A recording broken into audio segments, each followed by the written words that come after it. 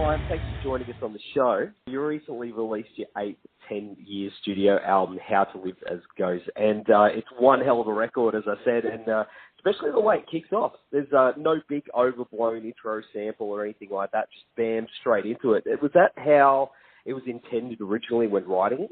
You know, it's interesting because we had the record pretty much finished, and then our producer, Nick Raskulinecz, said, we need one more song, and it has to come right in, and maybe even start with a vocal. Like, Nick really had a very clear idea of how he wanted this whole record to sound.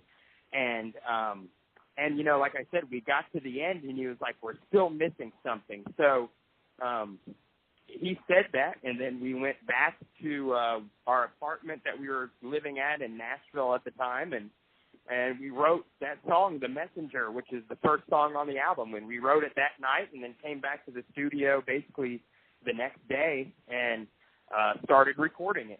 So we definitely wanted it to open up with something strong like that. It definitely does, man. And, I mean, because there's not a lot of albums out there. Usually bands will have that big, you know, intro sample or something like that. I like albums that, you know, kick off straight away, you know, like that song, like that's what grabbed me. And especially another thing about the album is there's also some really cool and interesting vocal arrangements here. I mean, like, especially like Novocaine with the switch between, you know, the breathing and then it goes to double vocals and then, you know, it's just really, it's really interesting when you break it down. I mean, how did that come about?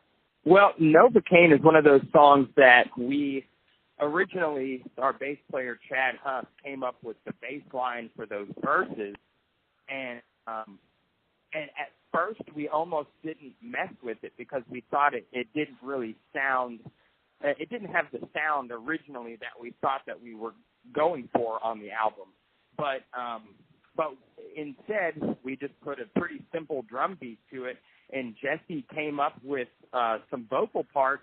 And then really the song, you know, it was pretty painless to write. It came together really quickly, and we just kept it simple on that one. I think vocally, one of the big things that Nick, our producer, wanted us to do on this record was not to have too many layers of production. He wanted to keep it really stripped down and simple.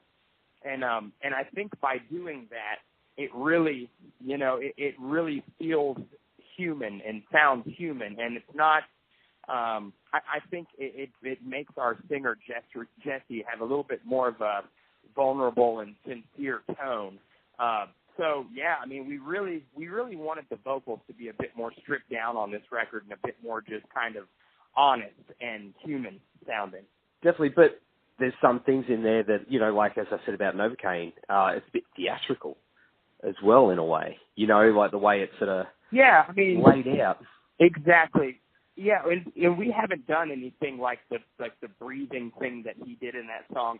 We just wanted that song to come off as fun and energetic, and that, especially that breathing thing, was something that we just have never experimented with and thought, wow, for this particular song, it just seems like a fun thing to do, and also it's something different and it worked really well with the lyrical content. So, yeah, I mean, it is a bit more theatrical in a way, and we were going for that. You know, we wanted something a little bit different than what we've done before.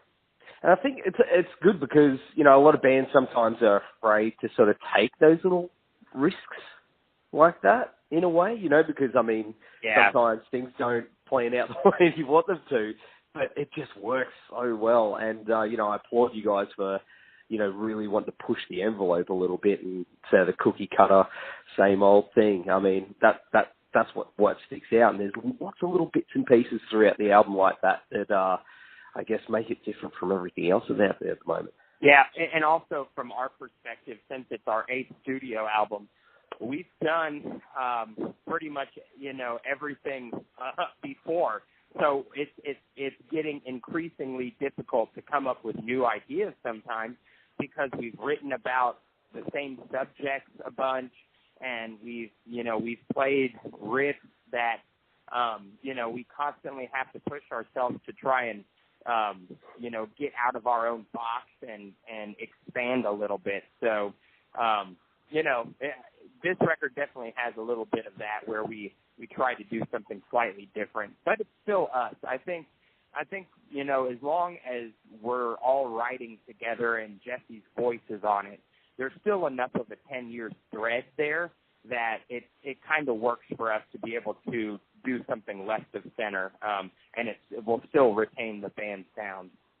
Do you think, now that you've done that, do you think it's opened a few more doors? Sorry, man, it's hard to talk at this time of the morning. Do you think it's opened up a few more doors for you guys musically? I mean, to push it in different directions? Because it can be, I mean, as we're saying, like, it can be hard for bands to sort of take those steps and those risks sometimes.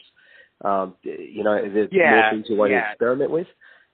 We definitely like to experiment with sounds and different types of songs, and I think this record showed us that, we're capable of doing almost more than we think sometimes, because it's easy when you're so closely involved in the creative process to kind of live in your own little bubble. But working with Nick kind of just reassured us that we have the ability to write kind of any kind of song that we want, and no matter what, because we're who we are and we each member of the band kind of has their own signature style, that it still inevitably it'll sound like the band, but we can push the envelope a little bit. So, I don't know how far out of the box we would ever venture, but I do know that this album has stuff that's everything from bordering on metal to being, even leaning alternative, and it does kind of cover a wide territory musically. So we're definitely proud of that. Oh, absolutely. But that's what I'm thinking. I mean, where is that line? You know what I mean? It's like, where do you, how far can you push it? I mean, what's something that you wouldn't do?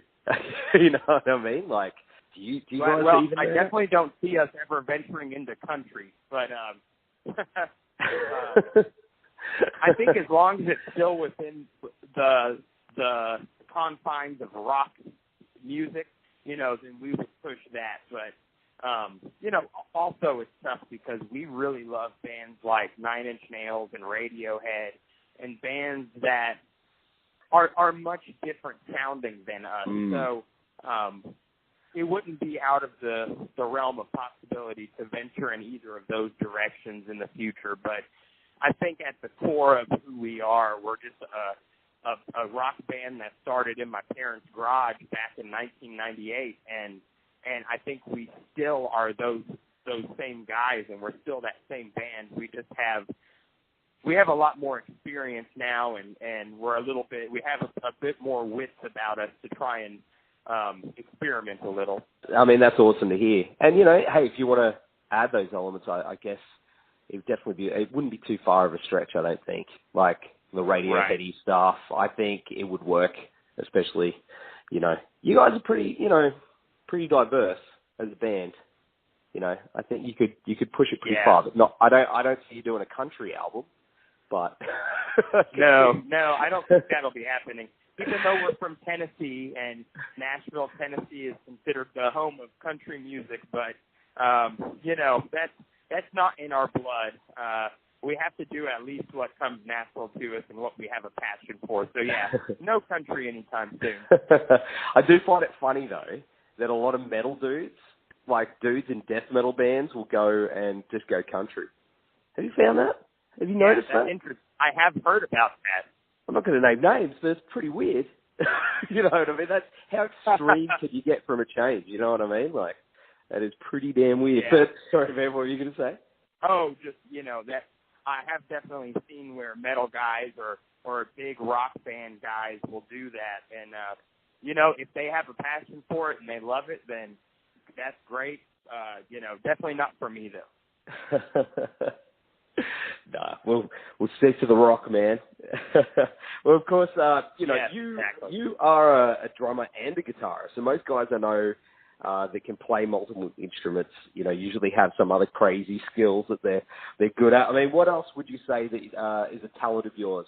Well, I think for me, my biggest asset in the band has kind of always been, I mean, I can play different instruments, but I'm really kind of my favorite aspect of creating is being really heavily involved in just the overall picture of the song. So, I produced the last couple records and I co-produced our album Division, and I worked with a lot of other bands as well. So I think I've always tried to see the big picture, and being able to play multiple instruments helps me see the big picture. So I've never really been one to sit and try to perfect one instrument, but I really like arranging songs and coming up with vocal melodies and helping figure out how to tell the story the best possible way.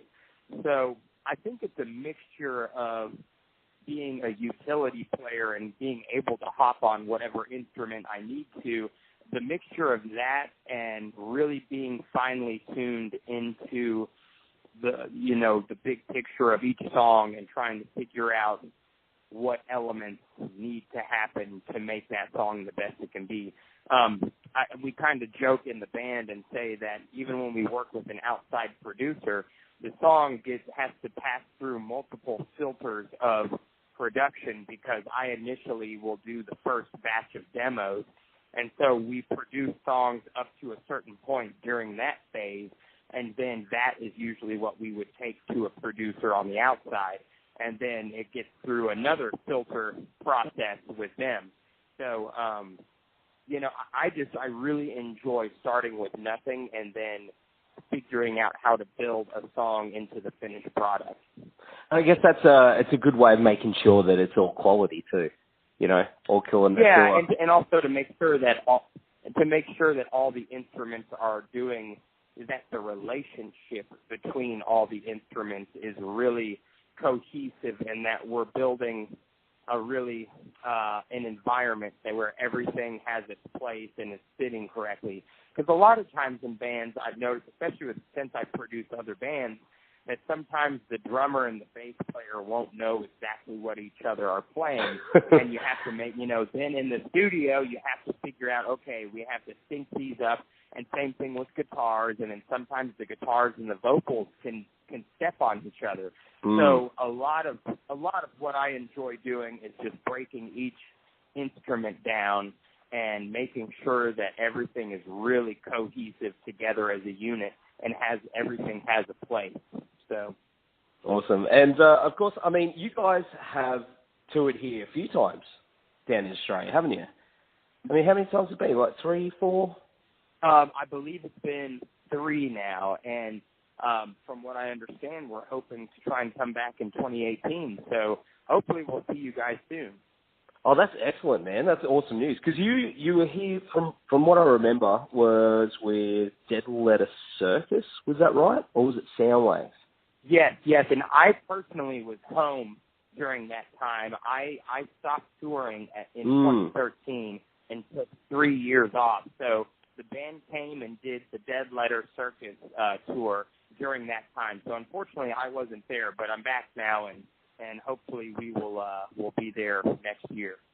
Oh, that's awesome, man. It'll be awesome to have you back, dude. I mean, yeah, you left for a little while, and you definitely came back. I mean, how's it now? Did you think that little break has definitely helped, fuel the fire a little bit more and stuff like that? It helped a lot.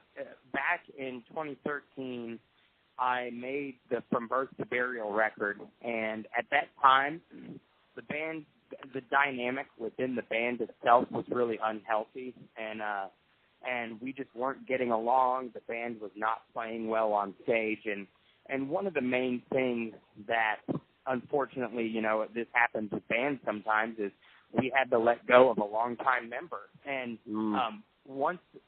I left in 2013 because I wasn't happy anymore out here, but in 2016, the band decided to let go of that member, and then I came back. So, being home really put it in perspective for me how special and important this band is to me, because I started this in my parents' garage in 1998. I was 15 years old at that time, and it was really, this band's been a part of my life for, now we're going on almost 20 years. It's so much a part of me that it was very difficult to be away, but it took changing the lineup a little bit, and removing the unhealthy aspects of what was going on with the band to now have, I'm back, and then Matt Wantlin, our other guitar player, he's also back, and he was one of the originals as well.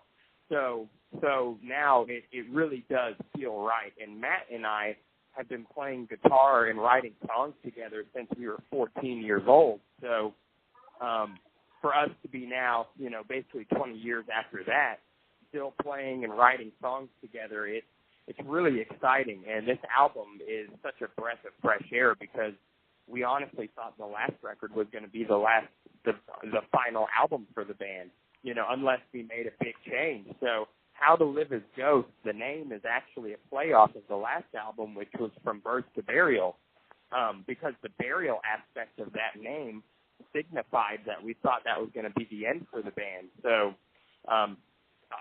fortunately it was not. We made the appropriate changes, and now How to Live as Ghosts, we are the ghosts rising from the death of the last chapter, and we're refreshed, and everything is we're excited and having fun again. That's awesome, man. All guns blazing, ready to rock and roll, take over the world. Another 20 years. Yeah. Yeah, absolutely. Hell yeah, man. And, of course, dude, I'm very much looking forward to seeing you guys down here. Is there a rough estimate on when? Like early, late, mid? I haven't heard any kind of estimate on time frame, but I do know they're looking at possibilities for 2018. So as soon as we know, we'll post it all over social media and our website, and hopefully we'll be able to catch up in person. Yeah, for sure, man. For sure. Come to Brisbane, Gold Coast, do it all, man. Come to, especially Queensland. Yeah, absolutely. Because we'll be there, brother. Awesome. Well, dude, I appreciate you taking the time to talk to us. And until then, man, all the best with the touring and the album. And make sure you come and have a beer with us very soon. Absolutely. That sounds good. All right, take care.